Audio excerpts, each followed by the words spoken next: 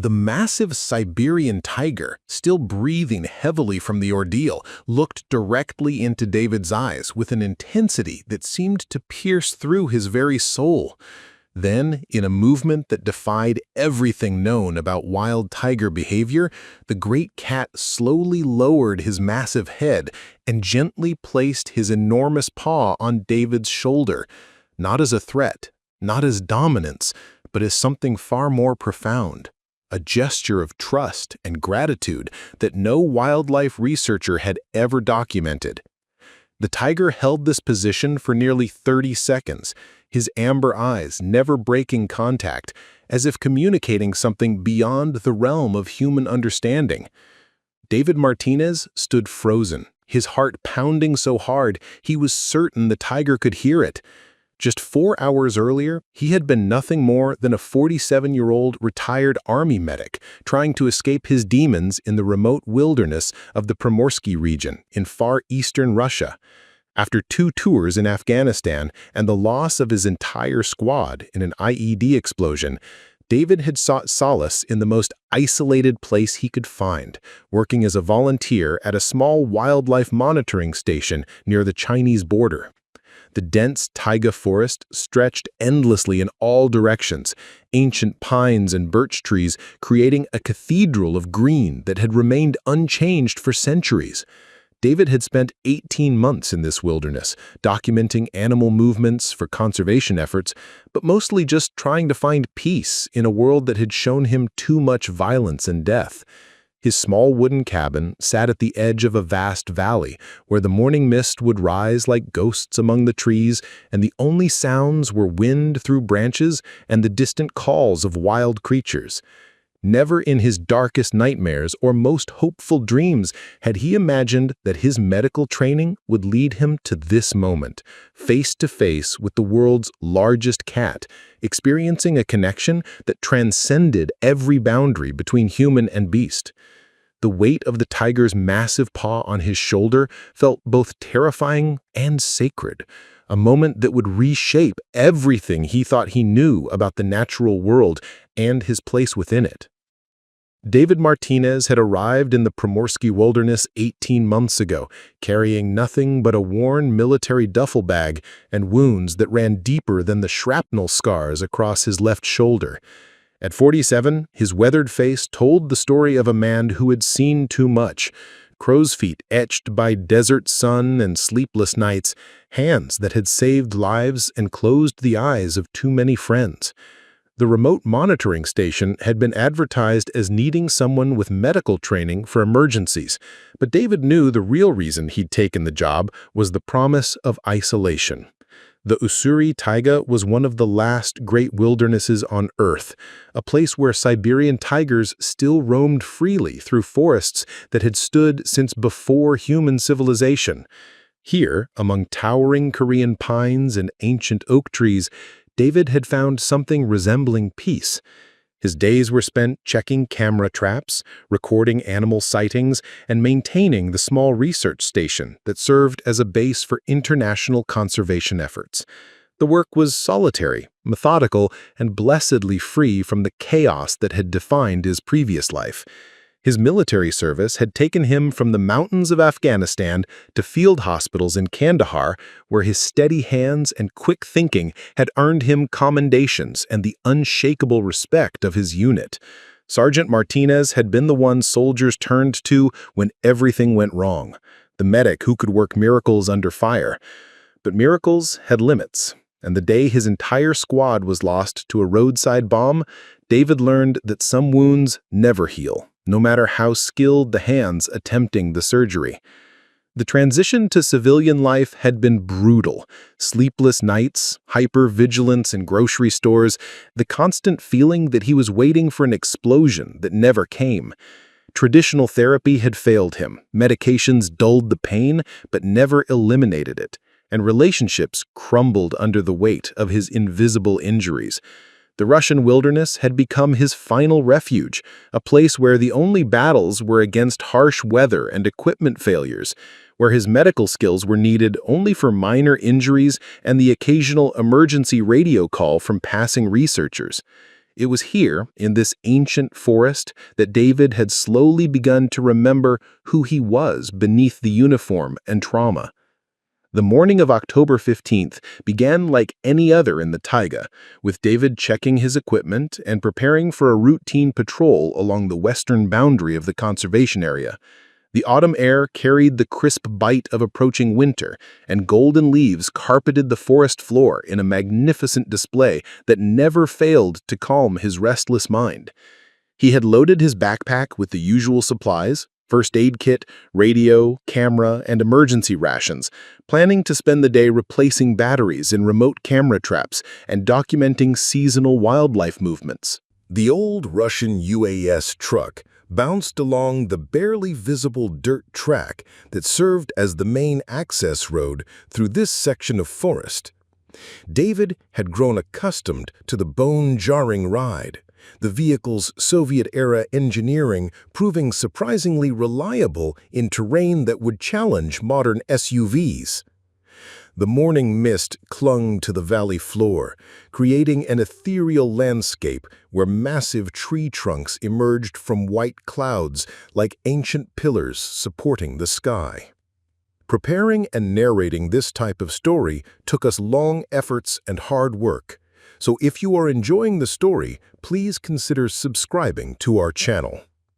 It was the sound that first alerted him, a deep, rumbling growl that seemed to vibrate through the forest itself, followed by a series of distressed vocalizations unlike anything in his 18 months of wilderness experience. David immediately cut the engine and grabbed his binoculars, his military training automatically kicking in as he scanned the tree line for the source of the disturbance.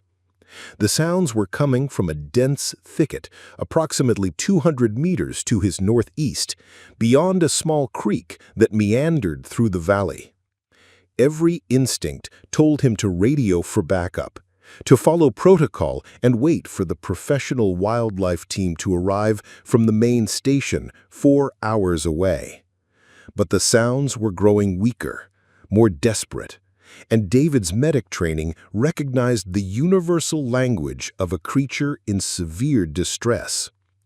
The grounds had given way to labored breathing and occasional whimpers that tugged at something deep in his chest, the same protective instinct that had driven him to risk his life repeatedly in Afghanistan to reach wounded soldiers.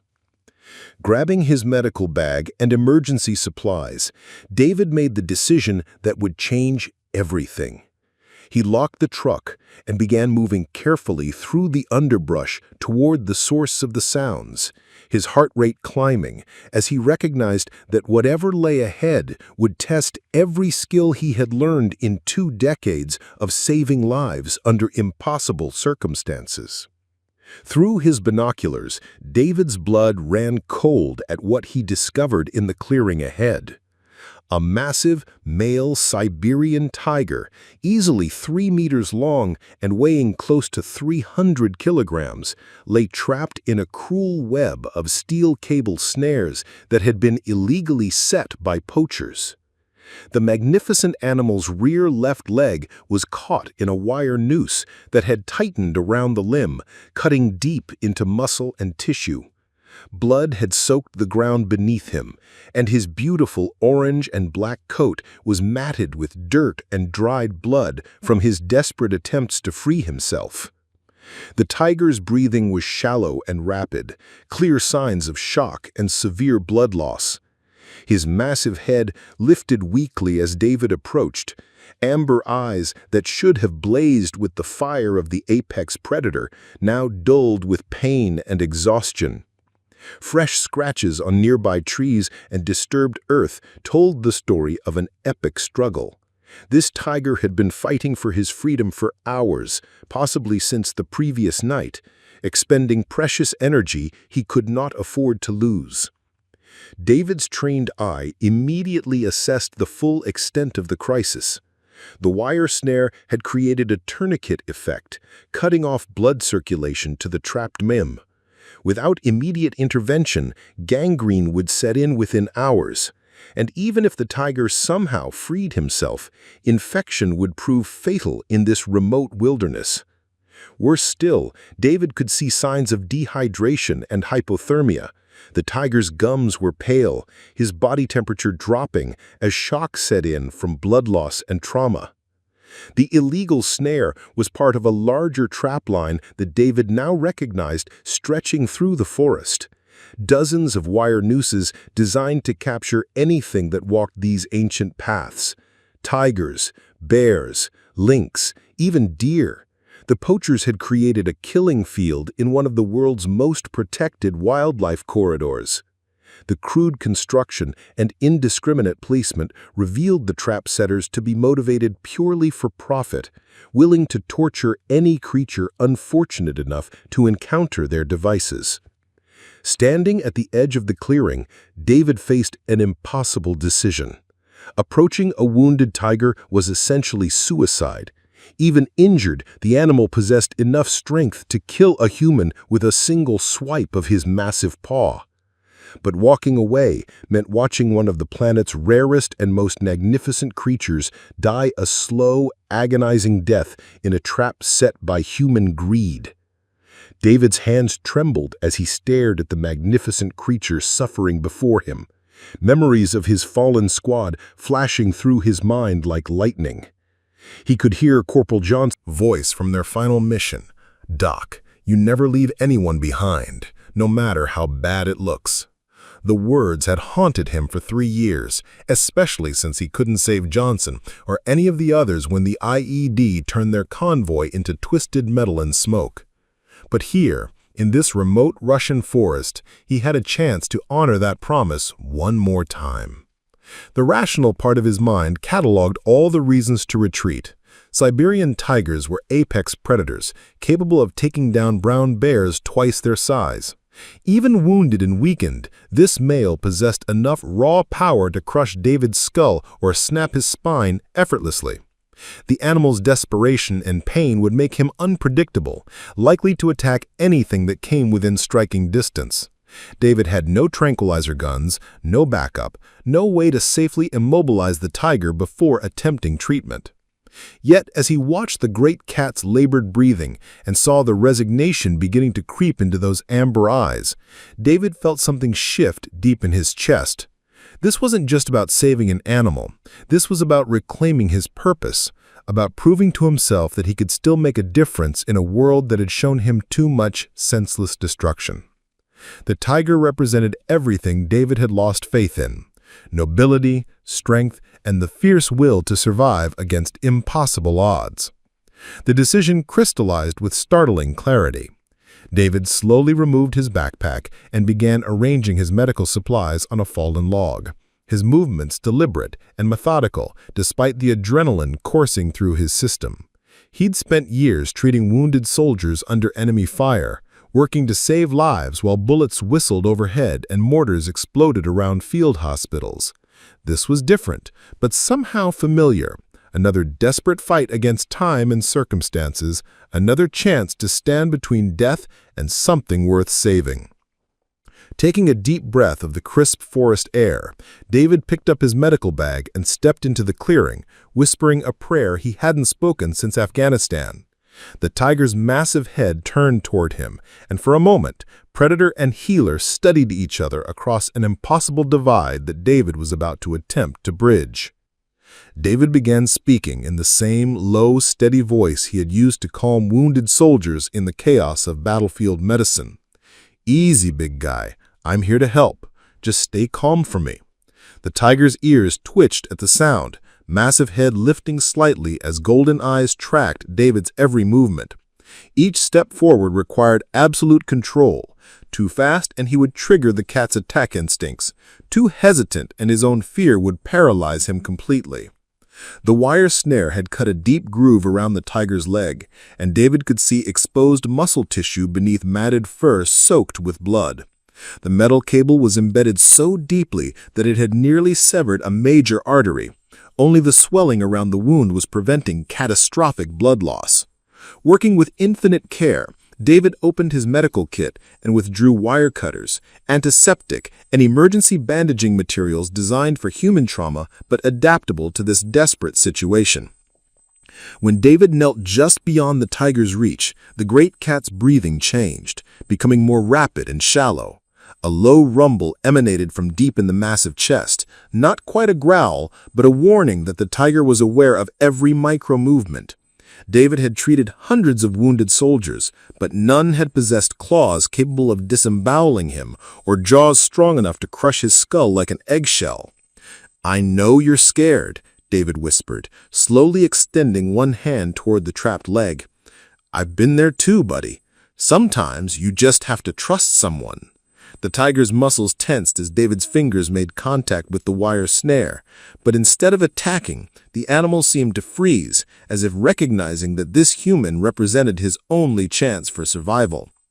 Working with the precision that had earned him commendations in combat medicine, David began cutting through the wire cable. Each strand required careful manipulation to avoid causing additional injury, and the tiger's occasional movements sent spikes of adrenaline through David's system. Blood from the wound soaked his hands as he worked, the metallic smell mixing with the earthy smell of the forest floor. The tiger watched David's face intently throughout the entire process, those amber eyes seeming to evaluate not only the human's actions, but his intentions. When the final strand of wire snapped free, and the cruel snare fell away, both man and tiger seemed to exhale simultaneously. The moment the snare fell away, something extraordinary happened that would challenge everything science understood about wild tiger behavior. Instead of fleeing into the forest David expected, the massive Siberian tiger remained perfectly still, his piercing amber eyes fixed on David's face with an intensity that seemed to penetrate straight to his soul. The great cat's breathing had steadied, but rather than showing relief or preparing to escape, he appeared to be studying David with a depth of focus that felt almost human in its intelligence. Then, defying every documented behavior pattern of wild tigers, the magnificent creature slowly began to move toward David, not with the fluid stalking motion of a predator, but with deliberate, measured steps that spoke of conscious intention rather than instinct. David's heart hammered against his ribs as 300 kilograms of apex predator approached him, every muscle in his body screaming at him to run. But something in the tiger's demeanor held him frozen in place. Preparing and narrating this type of story took us long efforts and hard work. So if you are enjoying the story, please consider subscribing to our channel. When the tiger was close enough that David could feel the warmth radiating from his massive body, the impossible happened. The great cat slowly lowered his enormous head and, with infinite gentleness, placed his massive front paw directly on David's shoulder. The weight was substantial but controlled, the razor-sharp claws carefully sheathed to avoid causing harm. The tiger held this position for what felt like an eternity, his golden eyes never wavering from David's face, as if communicating something that transcended the barriers between species. In that moment, David felt a connection that defied rational explanation.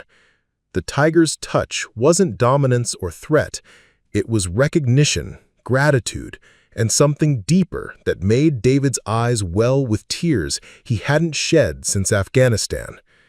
The great cat seemed to be acknowledging not just the rescue, but David's courage in risking everything for a creature that could have killed him without effort. It was as if the tiger understood that this human had chosen compassion over safety, had honored the value of life when he could have simply walked away. For 30 seconds that felt like hours, man and tiger remained locked in this incredible moment of mutual recognition. Then, as slowly and deliberately as he had approached, the tiger lifted his paw, touched David's face gently with his massive head, and disappeared into the forest like a golden ghost among the trees. David sat in stunned silence for nearly an hour after the tiger vanished, his hands still trembling from the encounter that had just redefined his understanding of the natural world. The bloodied wire snare lay at his feet like evidence of a miracle, while the impression of the tiger's massive paw seemed to burn on his shoulder where no human had ever been touched by wild royalty. He carefully documented everything in his field notebook, knowing that without photographic evidence, his report would likely be dismissed as the fantasy of an isolated man seeking meaning in the wilderness. The rescue had awakened something dormant in David's spirit, a sense of purpose that had been buried beneath years of trauma and survivor's guilt.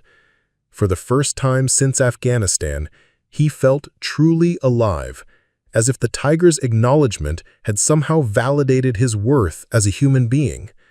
The great cat had seen something in him that David had forgotten existed: the healer, the protector, the man who would risk everything to preserve life rather than destroy it. Word of the incident spread quickly through the small community of wildlife researchers and conservationists working in the region. Initially met with skepticism, David's detailed account and the physical evidence of the snare trap lent credibility to his extraordinary claims.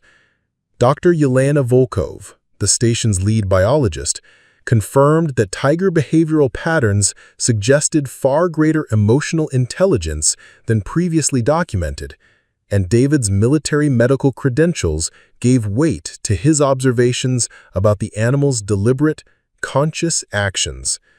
The encounter had ripple effects that extended far beyond a single rescue. David began collaborating with anti-poaching units, using his military training to track and dismantle illegal trap lines throughout the conservation area.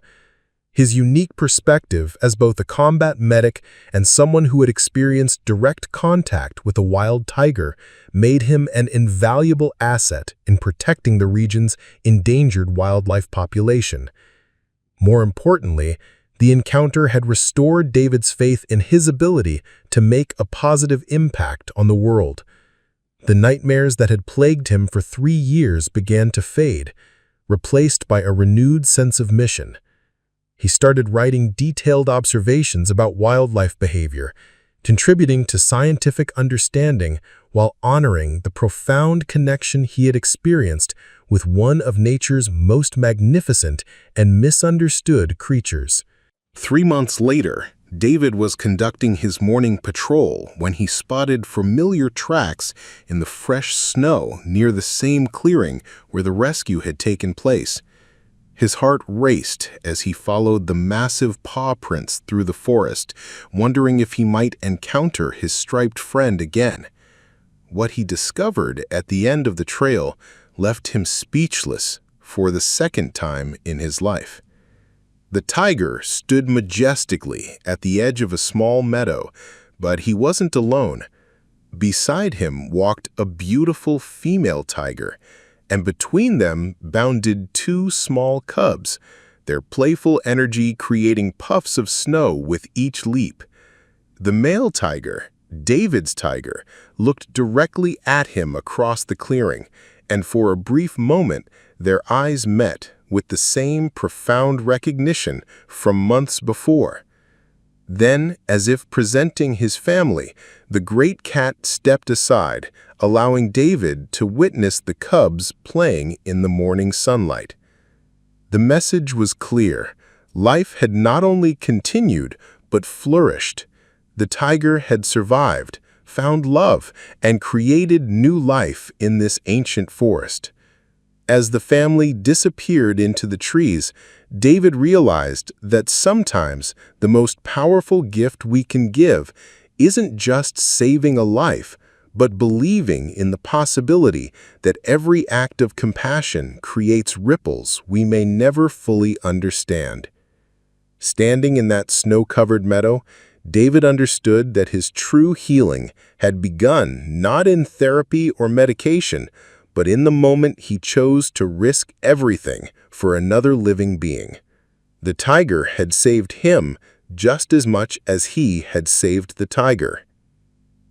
If stories like this inspire you to believe in the incredible connections possible between humans and wildlife, please subscribe to our channel and hit that notification bell. Share this video with someone who needs to remember that compassion has the power to heal both the giver and the receiver. What would you have done in David's situation? Let us know in the comments below.